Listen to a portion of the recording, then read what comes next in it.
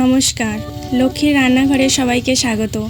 আজকের একটা সুন্দর পদ্ধতিতে তৈরি অসাধারণ মানের খিচুড়ি নিয়ে উপস্থিত হয়েছি তোমাদের সকলের সামনে, যেটা তৈরি করা অত্যন্ত সহজ এবং খেতে হয় খুবই সুস্বাদু। খিচুড়ি তৈরি করার জন্য প্রথমেই আমি ধুয়ে নিয়েছি 250 গ্রাম চাল, 250 গ্রাম ডাল আর কিছু সবজি, যার মধ্যে রয়েছে লাল আলু, বিনস, ব্রোকলি আর গাজর।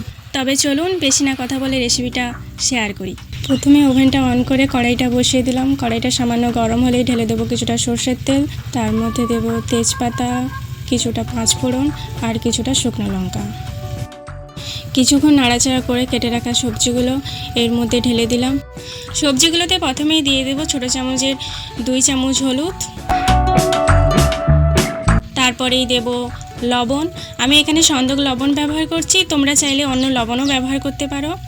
হলুদ লবণ দেওয়ার পরে তাড়াহুড়ো না করে হালকা উল্টে পাল্টে নাড়াতে হবে সবজিগুলোকে।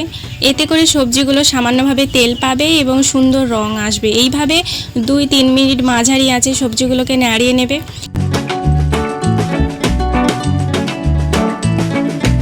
এখন সবজিগুলোর ওপর আমি 250 গ্রাম ডাল দিয়ে দিচ্ছি।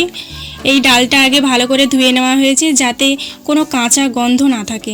এবার হালকা করে নাড়াচাড়া করে নিচ্ছি যেন সবজি আর ডালটা ভালোভাবে মিশে যায়।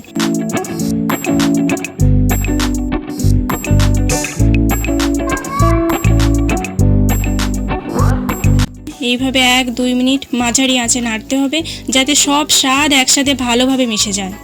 এখন আমি সবজির মধ্যে যোগ করব আদা। আমি আগে থেকেই পরিষ্কার করে বেটে রেখেছিলাম, তাই মাঝারি আঁচে 1-2 মিনিট ধরে নাড়তে থাকবো।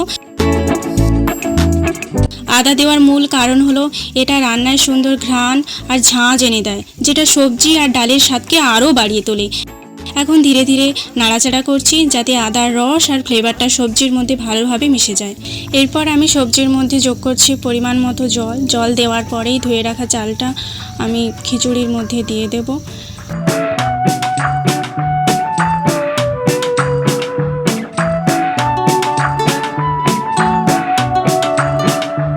এবার হালকা করে নাড়াচাড়া করছি যেন সব স্বাদ একসাথে মিশে যায়। জল দেওয়ার পরে আমি ঢাকনাটা দিচ্ছি না, কারণ যেহেতু কড়াইয়ে জলের পরিমাণ ভর্তি হয়ে গেছে তাদের উপচে পড়ার সম্ভাবনা বেশি রয়েছে। তোমরা চাইলে ঢাকনা ব্যবহার করতে পারো। 2-3 মিনিট পর আমি খিচুড়ির মধ্যে যোগ করছি কাজু আর কিশমিশ। আমি কিন্তু কাজু আর কিশমিশ থেকে ভেজে নিইনি, তোমরা চাইলে প্রথমে ভেজে নিতেই পারো।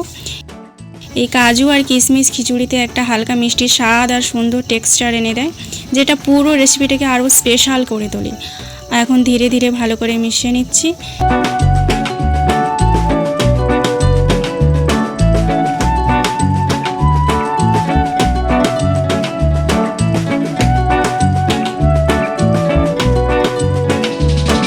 এখন আমি খিচুড়ির মধ্যে যোগ করছি আগে থেকে গুঁড়ো করে রাখা এলাচ আর জিরার গুঁড়ো। এই জিরা গুঁড়ো খিচুড়িটাকে একটা আলাদা ঘ্রাণ আর হালকা ফ্লেভার এনে দেয়, যেটা পুরোপুরি রান্নাটাকে ব্যালেন্স করে তোলে। এখন হালকা করে নেড়ে চেড়ে নিচ্ছি, যেটা জিরে গুঁড়োটাকে খিচুড়ির সঙ্গে ভালো করে মিশিয়ে দেয়। দেখতেই পাচ্ছেন খিচুড়িটা কত সুন্দরভাবে রান্না হয়েছে, কালারটাও একদম পারফেক্ট, না বেশি গাঢ় না বেশি ফ্যাকাশে। চাল আর ডাল একসাথে ভালোভাবে মিশে গেছে। এবার আমি খিচুড়ির মধ্যে 1 চামচ ঘি যোগ করে দিচ্ছি। বেশি ঘি দেওয়ার দরকার নেই, এই পরিমাণটাই খিচুড়ির জন্য একদম পারফেক্ট। এখন ধীরে ধীরে আরেকবার নাড়াচাড়া করছি যেন ঘিটা পুরো খিচুড়ির সঙ্গে ভালোভাবে মিশে যায়। ঘি মেশানোর পর খিচুড়িটা আরও চকচকে ও সুন্দর হয়ে উঠেছে। এখন খিচুড়ি পুরোপুরি রেডি। ঘরোয়া ঘ্রাণ আর সুন্দর কালার, একদম পারফেক্ট টেক্সচার। চাইলে এই অবস্থায় নামিয়ে নিতে পারেন অথবা 1-2 মিনিট রেখে পরিবেশন করতে পারেন।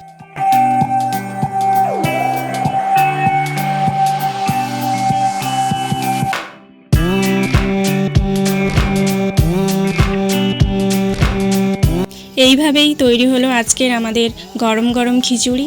ভিডিওটা ভালো লাগলে লাইক দিন। এই চ্যানেলের প্রথম ভিডিও, তাই সাবস্ক্রাইব করতে একদমই ভুলবেন না। আবার দেখা হবে নতুন রেসিপির সঙ্গে। সবাই ভালো থাকুন।